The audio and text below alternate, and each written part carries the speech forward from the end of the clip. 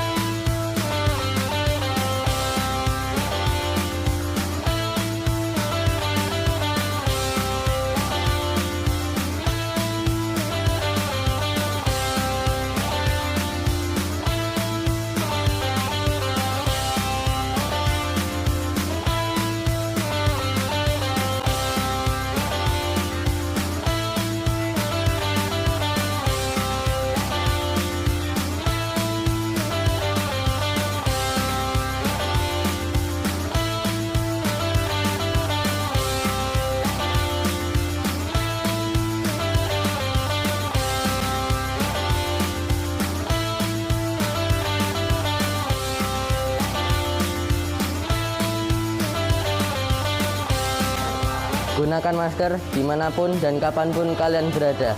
Kita sehat, kita PTM selamanya.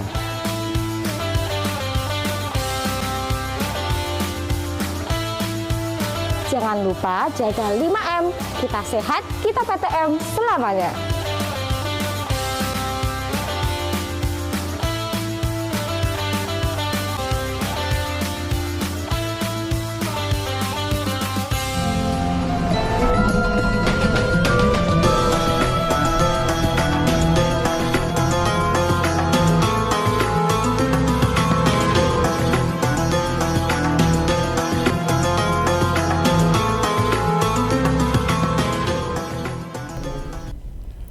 Bulan suci Penuh berkah, alhamdulillah.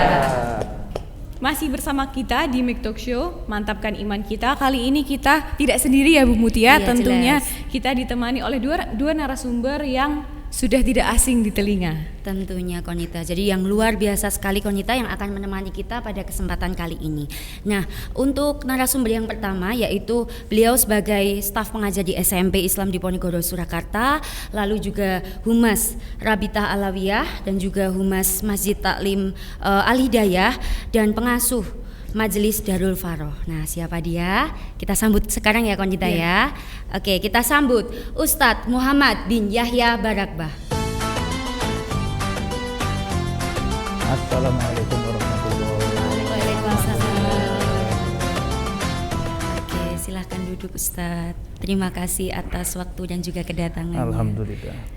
Oke Konita, nah kita mau tanya-tanya nih sama Ustadz. Biasanya akrab dipanggil Ustadz Moya ya Ustadz? Iya benar. Kenapa kok bisa Ustadz Moya Ustadz? Karena begini, dulu waktu saya SD itu di daerah tempat saya belajar, banyak sekali satu kelas itu yang bernama Muhammad. Sehingga kalau manggil Mat semua noleh. Sehingga akhirnya dikasih julukan atau nama ayahnya. Lah Moya ini kepanjangannya Muhammad Yahya karena nama ayah saya almarhum adalah Yahya. Sehingga kalau nyebut Moya cuma satu. Cuma satu ya. Jadi hanya Ustadz saja nggih. Iya, alhamdulillah. Sibuk apa Ustadz sekarang? Ya alhamdulillah, kalau ditanya sekarang ya saya masih berpuasa.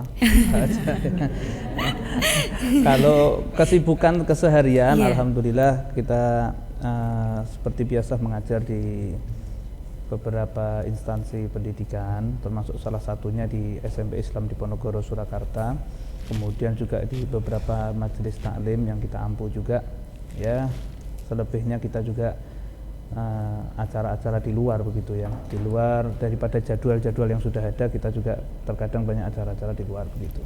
Jadi kita beruntung ya Bu Mutia bisa kehadiran Ustadz Moya karena kebetulan beliau jadwalnya sibuk banget dan alhamdulillah bisa berkesempatan datang di acara Mik Talk Show pada kali ini. Jelas Konita. Nah tentunya Ustadz Moya tidak sendiri, ada narasumber kedua kita yang tidak kalah hebat. Beliau merupakan pengajar juga di SMP Islam Diponegoro Surakarta, mata pelajaran bahasa Arab. Kemudian beliau juga merupakan staf pengajar di Madrasah Riyadul Ilmi. Beliau juga merupakan idolanya para kaum milenial nih Bu Mutia. Oh, luar biasa. Tentunya sudah tidak asing lagi. Mari kita sambut Ustadz Anis Habibimulahela, Sarjana Pendidikan. Assalamualaikum.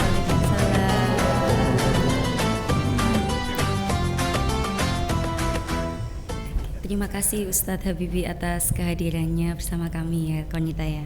Oke, mungkin sama ya Ustadz Habibi juga. Ustadz Habibi juga sebagai staf pengajar yang sangat sibuk sekali. Nah, di luar kesibukannya mengajar di SMP Islam Diponegoro, saya juga melihat ini Ustadz Habibi aktif juga ya di kajian-kajian terutama anak muda. Mungkin bisa sedikit diceritakan Ustadz Habibi. Sebenarnya itu pencitraan sih yang di Instagram. Kan butuh jaga image supaya baik. Jadi yang di Instagram itu lebih sering kita juga masuk ke komunitas anak hijrah. Karena kan kalau sama-sama anak muda lebih gampang untuk masuk ke sana dakwah, jadi mereka nggak sungkan. Jadi ya kesibukan hanya mengajar sama dakwahnya juga ke komunitas anak hijrah, yaitu anak-anak muda. Kurang lebih seperti itu. Jadi karena Ustadznya muda jadi juga ke yang muda-muda gitu ke ya. yang muda-muda supaya mereka lebih masuk. tidak pekewoh dan lain sebagainya. Iya, menyampaikannya juga lebih enak ya Lebih Ustadz. enjoy juga, Oke. pakai bahasanya mereka juga. Oke Konita, mungkin sebelum kita masuk ke pertanyaan-pertanyaan dan juga hal-hal yang dibahas tentang puasa, nah kita ada pesan-pesan yang mau lewat berikut ini ya. Tetap di Mik Talk Show, mantapkan iman kita.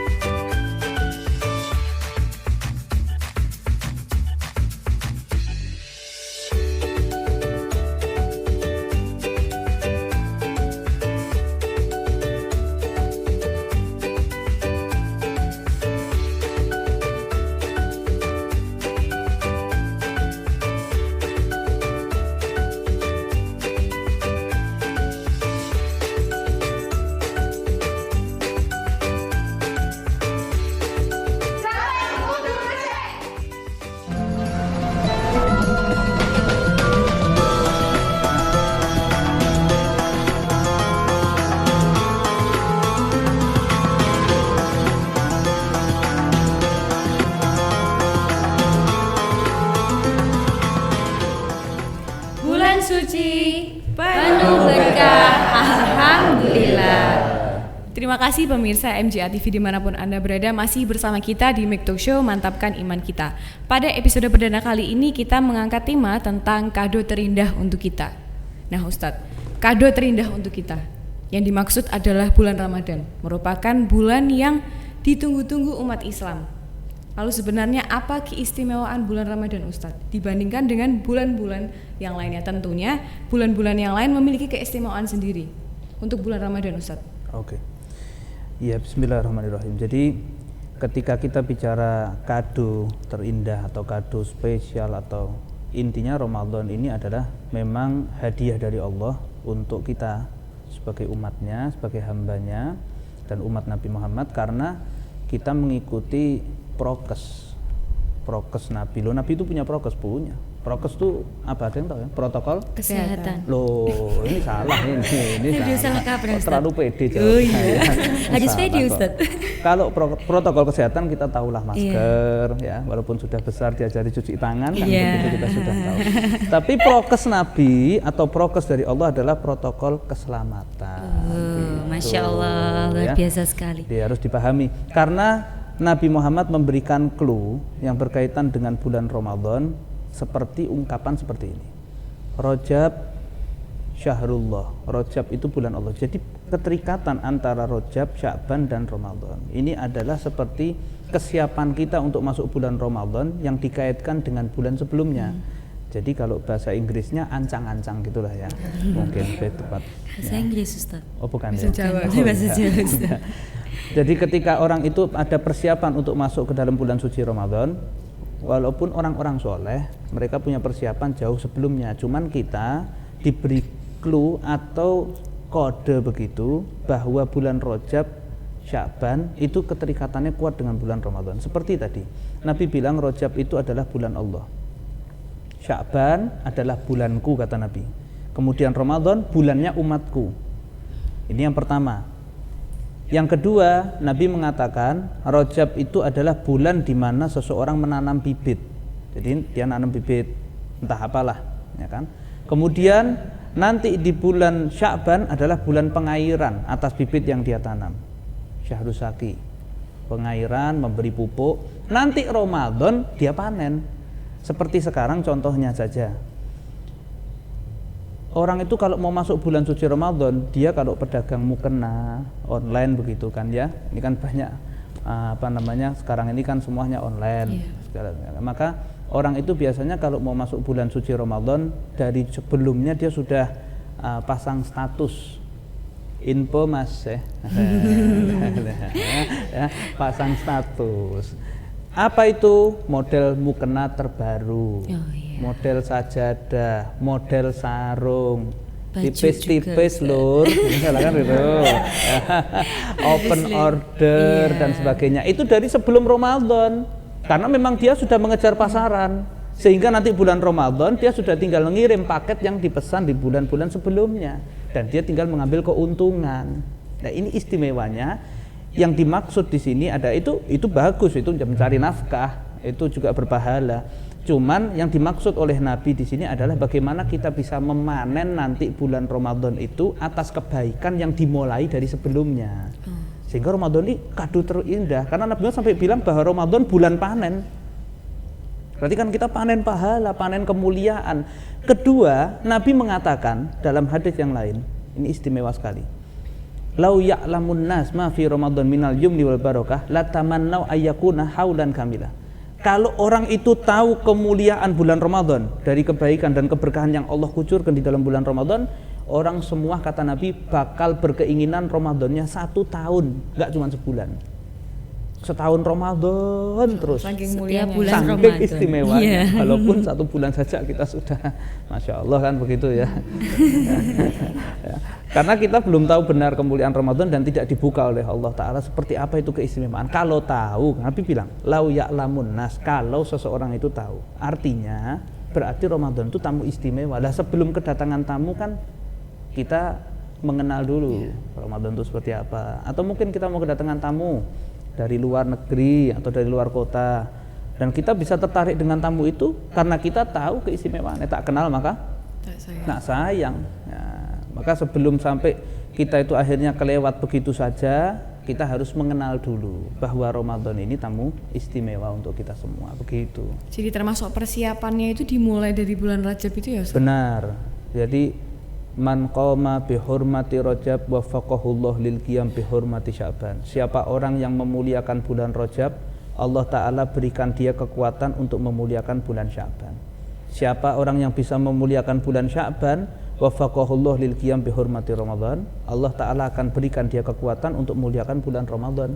Siapa yang bisa memuliakan bulan Ramadan, ya dengan berbagai macam ibadahnya, maka Allah akan jaga dia dari Ramadan 1 ke Ramadan berikutnya, sehingga benar-benar punya keterikatan yang kuat ini antara bulan Rajab, bulan Sya'ban, bulan Ramadan. Sehingga di pikiran kita itu jangan cuma sekedar Ramadan itu menahan haus, menahan lapar, enggak cuma itu, tapi keberkahan yang Allah Ta'ala berikan di Ramadan ini luar biasa. Jadi amal ringan itu berbobot yang luar biasa kalau bulan Ramadan itu.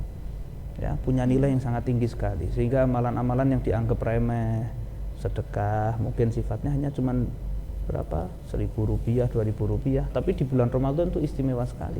Sholat sunnah di bulan biasa mendapat pahala besar, tapi bulan Ramadan dilipat gandakan, begitu. Jadi Ramadan ini istimewa sekali.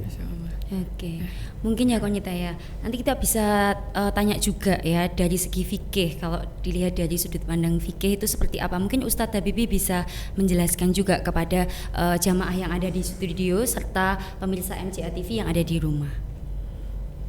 Jadi kalau dalam ilmu fikih, tadi sebetulnya sudah dijelaskan sama beliau dengan gamblang, dengan rinci.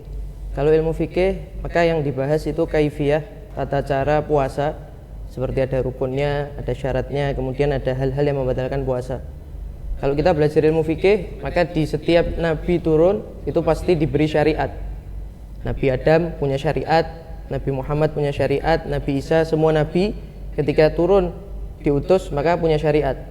Nah, syariat Nabi terdahulu tuh ada yang cuman nggak puasa, ada yang cuman puasa nggak makan nggak minum, tapi puasa berbicara. Ya coba kita nggak makan nggak minum aja kesusahan, apalagi nggak boleh ngomong.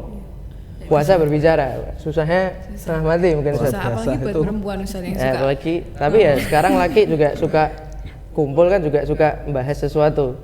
Jadi mungkin kalau kita ngikut di zaman syariat terdahulu, nggak puasa, puasa dari berbicara, puasa makan dan minum, mungkin susahnya luar biasa. Tapi kemudian datang Nabi Muhammad dengan syariat yang sempurna, menyempurnakan syariat-syariat terdahulu, akhirnya datang dengan syariat yang luar biasa, ada rukunnya, ada syaratnya, ada hal-hal yang membatalkan. Bahkan syariat paling sempurna itu yang membahas tentang semua ibadah yang ada di dalamnya, itu syariat Nabi Muhammad. Terluar dari bab puasa, kita diajari cara masuk kamar mandi yang benar, cara keluarnya, cara lepas baju, cara kita makan, cara kita tidur, apapun yang berkaitan sama kehidupan sehari-hari kita, maka Nabi Muhammad datang bawa syariat yang sempurna, terlebih di dalam bab Ramadan.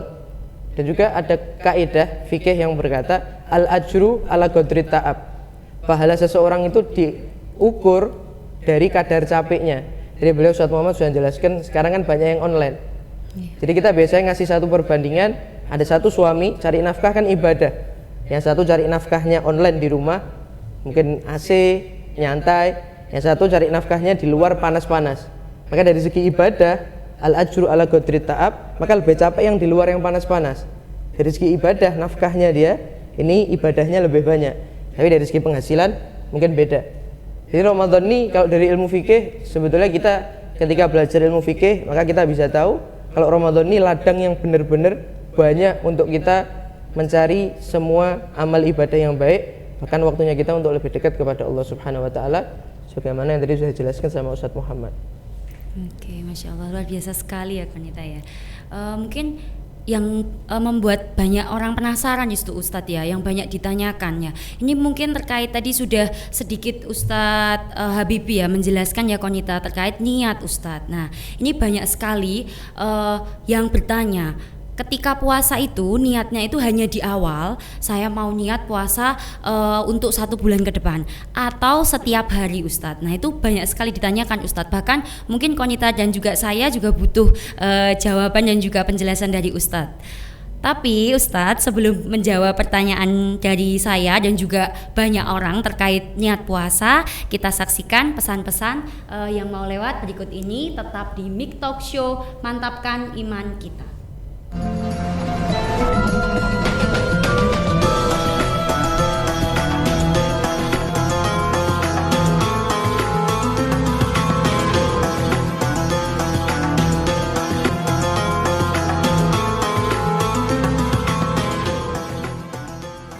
Selamat datang di SMP Islam Diponegoro, Surakarta, salah satu sekolah Islam terbaik yang memiliki gedung putra dan putri terpisah, serta sarana dan prasarana penunjang pembelajaran di masa pandemi dengan penerapan protokol kesehatan yang ketat. Ruang kelas representatif, pembelajaran agama, laboratorium IPA, laboratorium komputer, ruang BK, ruang UKS, perpustakaan, lapangan olahraga, aula manjada wajada, dan musola. Mari bergabung bersama kami. Kalau bukan kita, siapa lagi? Kalau bukan sekarang, kapan lagi?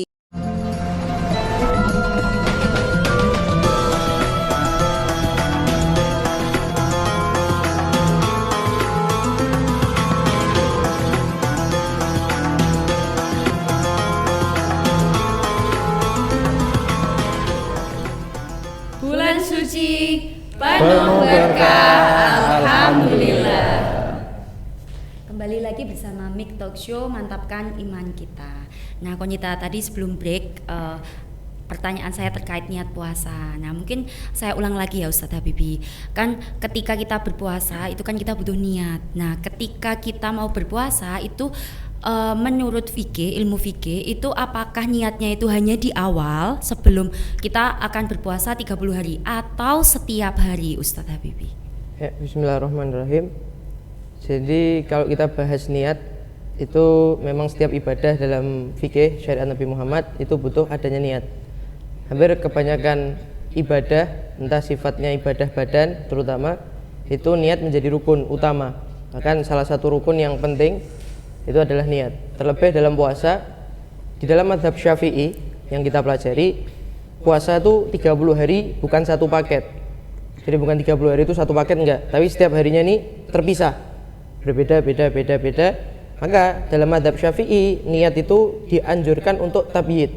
Tabyid itu menginapkan niat dari waktu setelah maghrib sampai qoblal fajar, sebelum waktu subuh.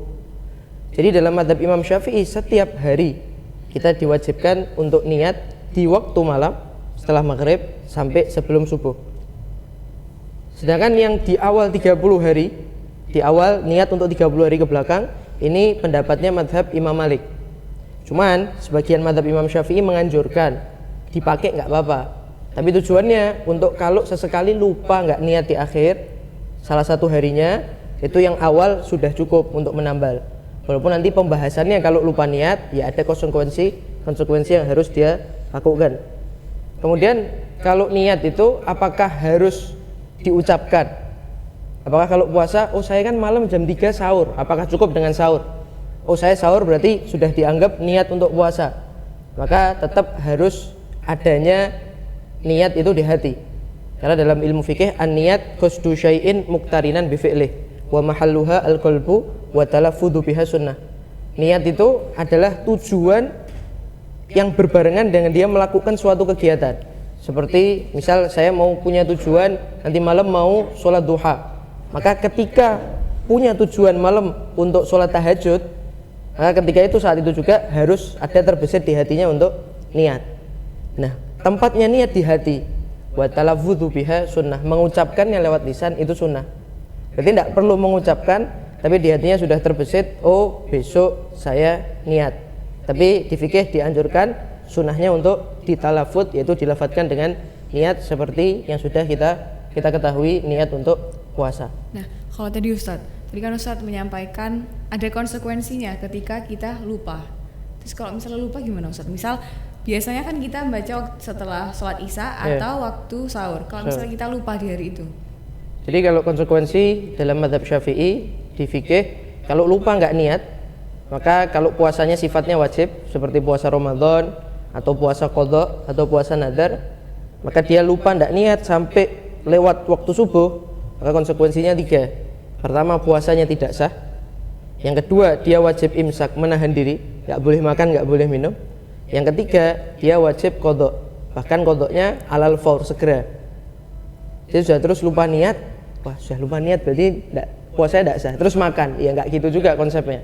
Jadi tetap dianjurkan untuk imsak, menahan diri. Itu kalau puasa yang sifatnya wajib, maka batasnya sampai sebelum subuh. Kalau puasa yang sifatnya sunnah, maka dikasih tenggat waktu agak lama sampai sebelum tergelincirnya matahari. Jadi sampai sebelum zuhur, malam, saya malam lupa tidak niat, bangun habis sholat subuh, tidur lagi bangun jam 9 pagi misal, lupa nggak niat malamnya, gimana? Ya boleh dia niat, asalkan ketika waktu dari dia lupa sampai niat tidak melakukan hal-hal yang membatalkan puasanya, nggak makan, nggak minum, dan tidak melakukan hal-hal yang sifatnya bisa membatalkan puasanya tadi dari segi rukunnya. Nah kalau sunnah berarti tidak wajib mengqadha. Kalau sunnah tidak wajib mengqadha, dia boleh langsung niat dan puasanya langsung dilanjut sampai maghrib, diperbolehkan.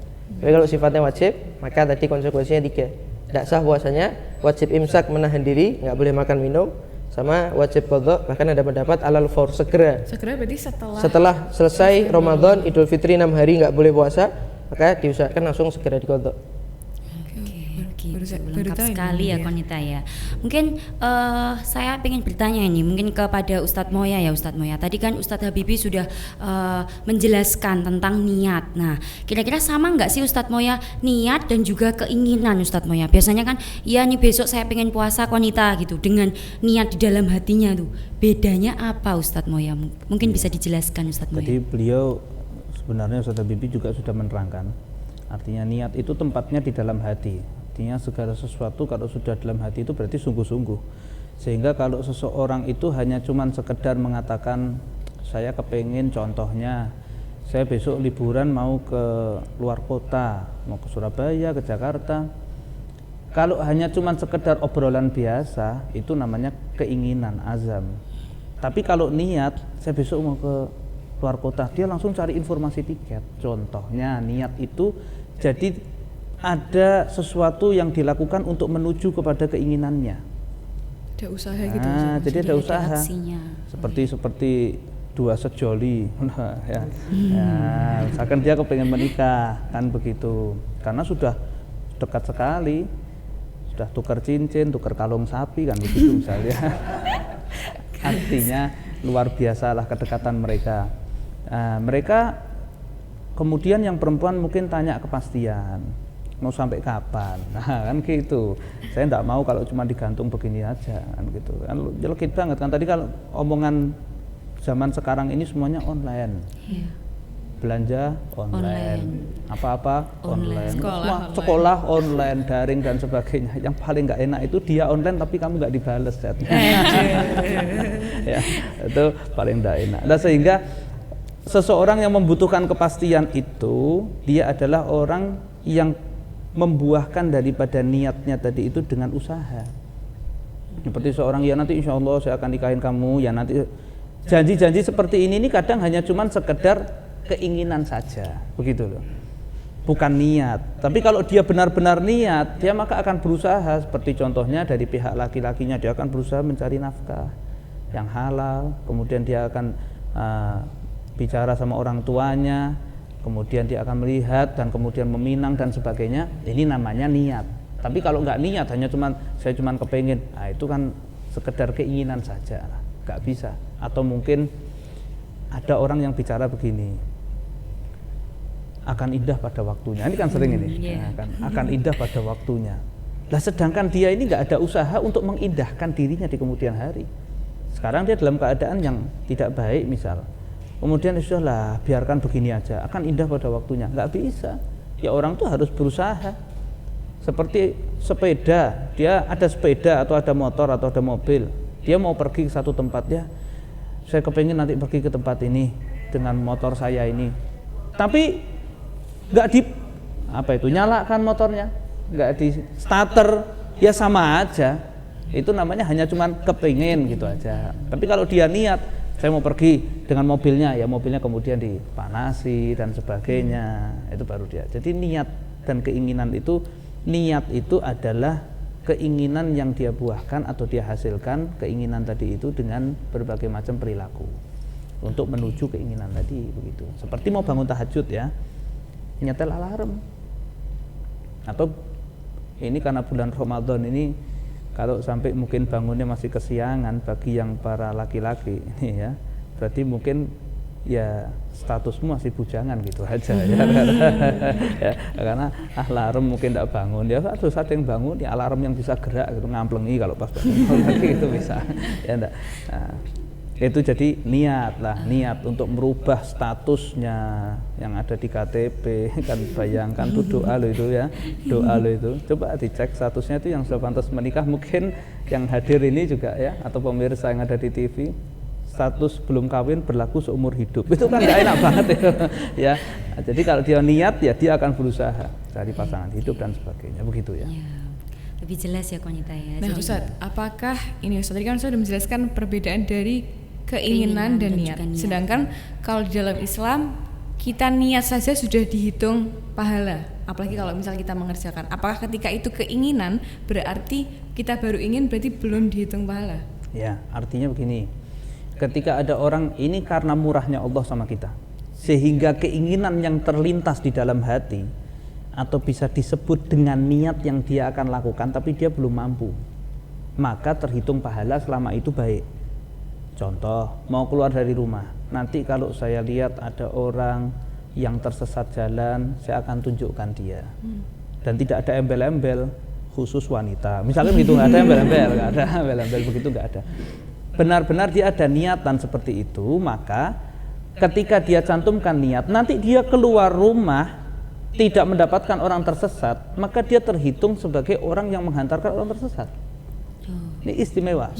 Sehingga orang-orang tua di zaman dahulu mengajarkan kepada kita setiap mau keluar dari rumahnya itu kalau perlu ditulis. Hari ini saya mau niatnya, mungkin dengan handphonenya, hari ini saya niat mau begini, mau sedekah. Ada orang yang buta nggak tahu jalan, saya akan sabarkan dia, mungkin dan sebagainya dan sebagainya. Itu luar biasa. Niat-niat itu tadi akan terhitung pahala selama baik.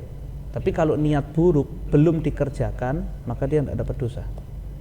Maka dia kemudian cepat-cepat taubat, begitu aja. Masya Allah, luar biasa sekali ya Konita ya. Jadi bagi kami ingatkan ya, jadi bagi jamaah yang ingin bertanya, nanti pada sesi setelah ini ya Konita akan kita persilakan untuk mengutarakan ya pertanyaan kepada dua narasumber kita yang ada di depannya pada kesempatan kali ini. Oke Konita, mungkin maaf ini ya Ustadz ya, saya tanya-tanya banyak sekali ya Ustadz ya. Ini penasaran juga Ustadz, karena banyak sekali orang itu yang ada pikiran atau ada mindset bahwa ketika puasa itu tidur aja udah ibadah.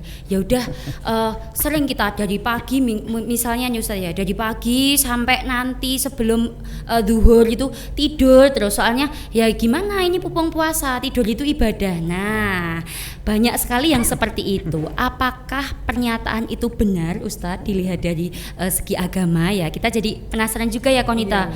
Kan banyak sekali yang seperti itu. Mungkin bisa dijelaskan Ustadz Moya.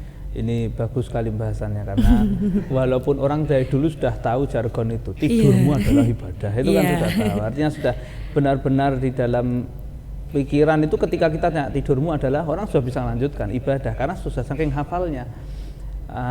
Entah karena hafal riwayatnya atau memang karena dia adalah generasi penidur bangsa ini gitu ya. Maka yang perlu dipahami, tidurmu adalah ibadah di dalam bulan Ramadan. Jangankan bicara tidur, semua aktivitas kita itu bisa terhitung ibadah.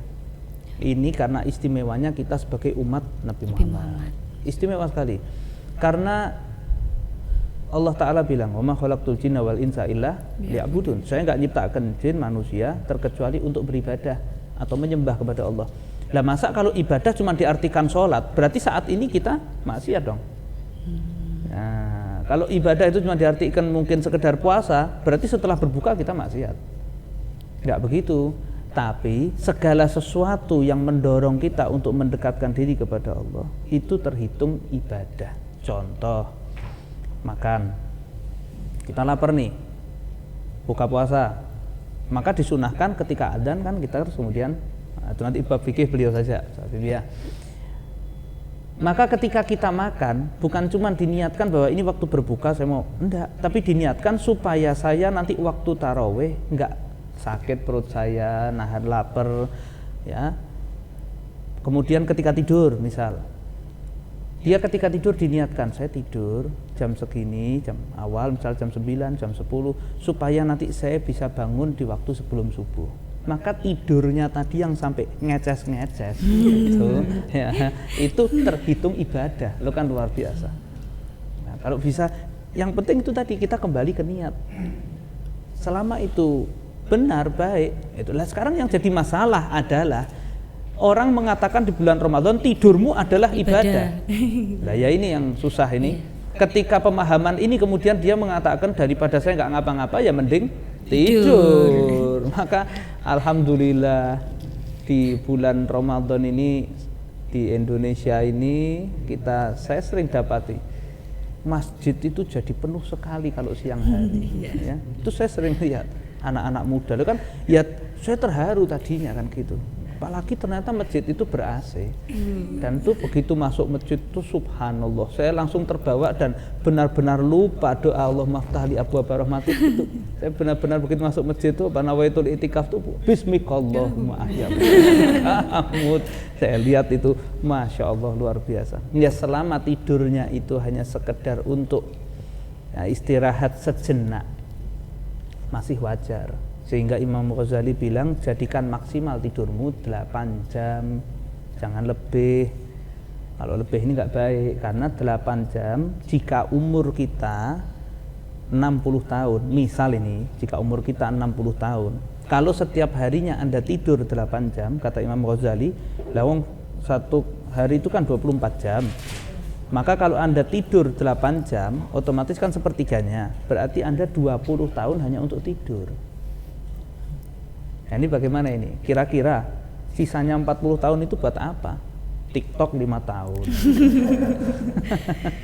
Ya, kemudian nonton apa, ngerumpi, ya, majelis ghibah itu juga misalkan ya, kita ghibah ngerasani ngalor ngidul karena ya ini sudah berapa tahun sendiri hilang itu waktu kita untuk. Maka artinya orang yang tidurnya kurang dari 8 jam insya Allah nggak akan menimbulkan penyakit kok.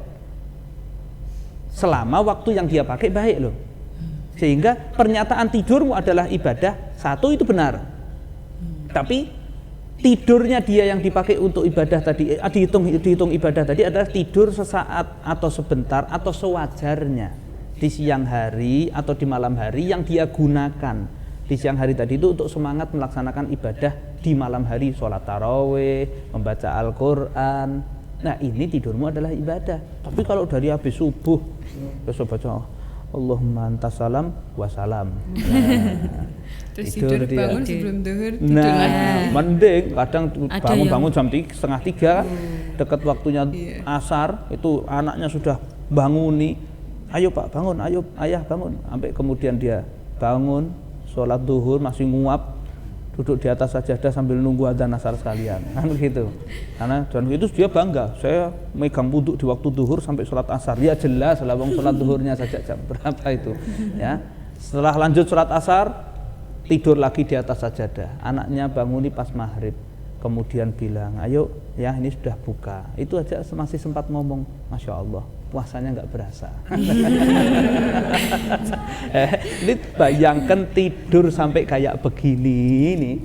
Ini kan seperti gladi bersih menjelang jenazah, kan sama saja gitu. Nah, wong satu hari dibuat tidur, naudzubillah. Jadi sayang banget ya Ustaz, karena begitu istimewa di bulan Ramadan malah dipakai buat tidur. Jadi tidur secukupnya ya Ustaz. Secukupnya, benar. Gitu. Oke, Konita, mungkin ada penonton yang ingin bertanya, kami persilakan. Ya silahkan Ustadz Imam. Sebelumnya bisa disebutkan nama dan pertanyaannya dan untuk siapa pertanyaannya ya Ustadz?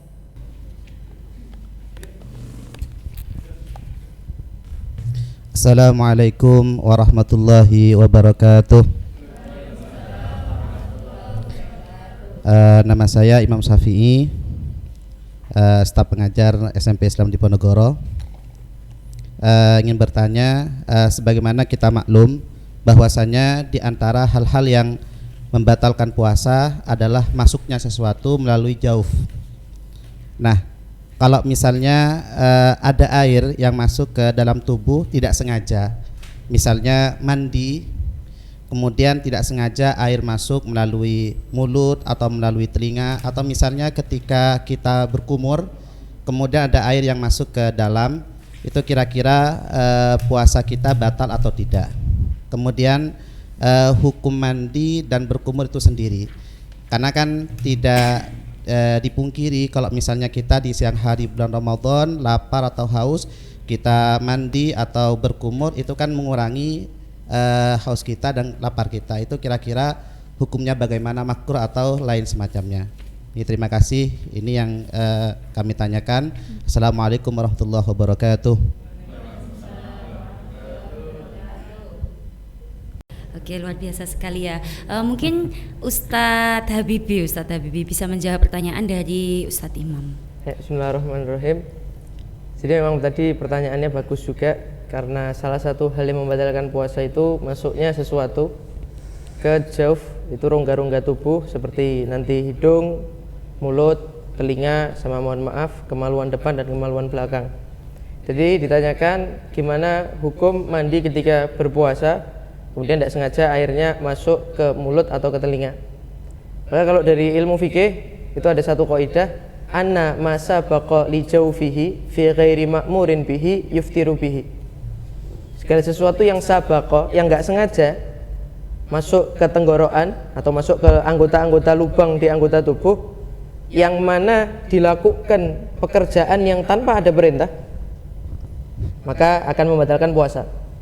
Jadi sesuatu yang masuk ke anggota tubuh yang mana masuknya ini karena perbuatan yang enggak diperintahkan, ghairu ma'murin bihi, berarti bukan hukum wajib, bukan hukum sunnah, maka yuftiru bih, hukumnya akan membatalkan puasa.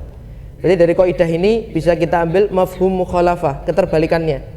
Berarti sesuatu yang tidak sengaja kemudian tidak diperintah bisa membatalkan puasa ketika masuk, maka berarti sesuatu yang tidak disengaja tapi makmurun bih, diperintah, maka hukumnya tidak membatalkan puasa. Seperti mandi sifatnya wajib, mandi sifatnya sunnah. Di siang hari bulan puasa dia mandi, kan kita nggak bisa mengkontrol, tiba-tiba tengah-tengah mandi lubang hidung ditutup sendiri, kan nggak bisa. Tengah-tengah mandi mau nutup lubang telinga sendiri, kan nggak bisa, kan kita nggak bisa mengkontrol. Maka ketika lagi tengah-tengah mandi pasti ada air yang masuk. Kalau mandinya hukumnya wajib seperti mandi besar atau mandi junub, atau mandinya hukumnya sunnah, mandi sunnah sebelum sholat Jumat dan lain sebagainya, maka ketika tidak sengaja masuk maka lam yuftir, tidak membatalkan. Kalau disengaja baru hukumnya membatalkan. Adapun nanti mandi tapi litabarrud, untuk seger-segeran kayak tadi dipertanyakan, mandi bikin seger, bikin puasanya jadi semangat, itu ghairu makmur, tidak ada perintah. Mandi seger-seger itu nggak ada perintahnya. Ketika dia mandi untuk seger-seger atau berendam atau mandi untuk dinginkan kepala, maka ketika masuk air secara tidak sengaja maka yuftir, akan membatalkan puasanya. Nah ini nanti nyambung juga ke masalah kumur sama istinsyak, masukkan air ke dalam hidung. Kaidahnya juga sama, ngambil kaidah yang tadi, anna ma sabaqa li jawfihi ghairu ma'murin bihi yuftiru bihi. Segala sesuatu yang masuk ke lubang-lubang anggota tubuh yang tanpa ada perintah, berarti bukan wajib, bukan sunnah, maka bisa membatalkan puasanya. Kumur atau istinsyak lebih dari sunnahnya 3, misal ini keempat, ini 3 kok kurang dingin, kumur lagi yang keempat, Ustaz, masuk kok sampai tenggorokan kok dingin, ini kan masuk ke dalam, ini berarti yuftir, batal puasanya. Atau istinsyak, masukkan air ke hidung, ini orang bangun tidur mau melek, istinsyak sekalian, terlalu dalam nyedotnya sampai ke otak mungkin, atau sampai kerasa ke tenggorokan mungkin, itu kan sampai ke jauf, juga sama, yuftir, batal. Berarti 3 kali itu ya? 3 kali, 3 kali atau apa-apa. Di bawah 3 juga tidak apa-apa. Berarti kalau 2 kali atau 3 kali tapi kumur pakai es teh gimana? Lebih seger lagi Ustaz. Kalau itu lebih seger nggak apa-apa, 1 mutlak, kali. mutlakon. Atau nanti yang tidak boleh juga itu kumur atau istinsyak tapi mubalaghah. Mubalaghah itu pakai yang, mohon maaf ya, pakai Itu kan sunnah. Kumur dalam mazhab Imam Syafi'i pakai mubalaghah itu sunnah. Tapi sunnahnya di luar bulan Ramadan. Ketika dia Ramadan siang-siang kumur pakai mubalaghah, tidak sengaja masuk ke dalam, maka batal. Jadi yang ghairu ma'murin bihi, sengaja tidak sengaja batal. Yang tidak ada hukum sunnah, tidak ada hukum wajib, mau dia sengaja atau tidak hukumnya batal. Kalau yang ma'murun bihi ada perintah wajib atau sunnah, sengaja baru batal, tidak sengaja tidak membatalkan. Jadi mandi wajib sama sunnah di siang hari, tidak sengaja tidak batal karena ada perintah. Yang tidak sunnah untuk berendam, untuk seger-segeran, atau tadi untuk mendinginkan kepala, masuk secara tidak sengaja maka batal. Kemudian kumur lebih dari 3 karena sunnahnya 3 sama mubalaghah itu maka batal puasanya ketika masuknya secara tidak sengaja. Jadi sebetulnya fikih itu di puasa ini sangat penting untuk kita tahu karena bisa menunjang sah atau tidaknya ibadah puasa kita. Kurang lebih begitu. Nah Ustadz, tadi kan Ustadz menyampaikan masalah kumur dan Istinsyak. Berarti lebih baik dihindari Ustadz selama bulan Ramadan. Boleh di skip 2 hal itu? Jadi kalau mau kita untuk menghindari, misal gini, saya kalau kumur atau istinsyak ketika wudhu pasti ada yang masuk, kita yakin. Jadi ya lebih baik untuk jangan. Karena ketika istinsyak atau madmadhah ada yang masuk tadi, maka hukumnya kalau dia yakin pasti bakal masuk, ya ihtiyatnya, jaga-jaganya lebih baik enggak. Atau ya dikerjakan satu aja sekali tidak masuk, 3 kali masuk sengaja, ya sudah pilih aja yang sekali itu. Tapi kalau saya kalau 3 kali tidak ada yang masuk, aman, terkendali, ya sudah dikerjakan, hukumnya diperbolehkan karena memang sunnahnya 3. Oke. Begitupun juga dengan gosok gigi ya Ustadz ya. Jadi berkaitan sama gosok gigi pun sebenarnya kalau gosok gigi itu nanti hukumnya kita ngambil dari siwak. Jadi di dalam bulan Ramadan bersiwak itu kan hukumnya di luar Ramadan sunnah. Pakai kayu arok dan lain sebagainya ada caranya, itu faedahnya juga banyak.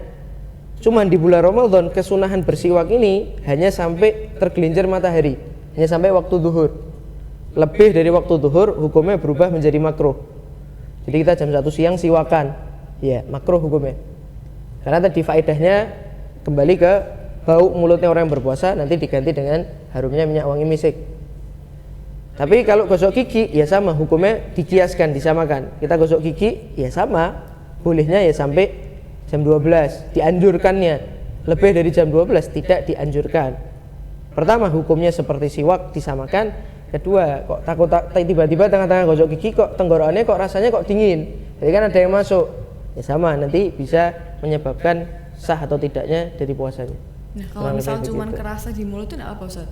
Kalau cuma kerasa di mulut, hukumnya nggak apa-apa. Nanti sama kayak orang mau nyicipi masakan, bikin soto misal, atau bikin kolak kan, ibu-ibu kan kalau puasa kan jadwal masaknya kan lebih banyak. Jadi lapar nih daripada waktu lainnya.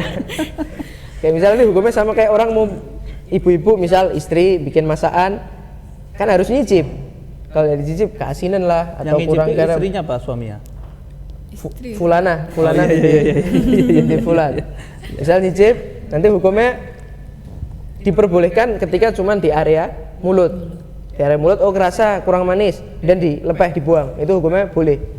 Tapi kalau sudah dimasuk di mulut sampai ke telan, nah, nanti baru puasanya bisa batal. Jadi sama, kalau cuma di area lidah itu hukumnya masih tidak apa-apa asalkan tetap nggak ada yang masuk ke tenggorokan itu. Dan ngincipinya itu enggak 5 sendok cuma. Iya, cuman ujungnya sendok. Ujungnya sendok. Kalau 5 sendok namanya makan Ustaz. Iya.